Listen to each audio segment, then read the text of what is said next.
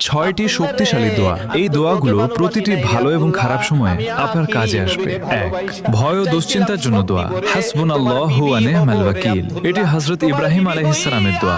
যখন তাকে আগুনে নিক্ষেপ করা হচ্ছিল তখন তিনি এই দোয়া পড়েছিলেন, আল্লাহ তাকে রক্ষা করেছিলেন। ২. শক্তির জন্য দোয়া। লা ইলাহা ইল্লা আনতা সুবহানাক ইন্নী কুনতু মিনাজ জালিমিন। যখনই আপনি কোনো বিপদে পড়বেন এই দোয়া আপনাকে অন্ধকার থেকে আলোয় নিয়ে আসতে পারে। ৩. জ্ঞান বৃদ্ধির জন্য দোয়া। রব্বি জিদনি ইলমা। ৪. যে কোনো কিছু পাওয়ার দোয়া।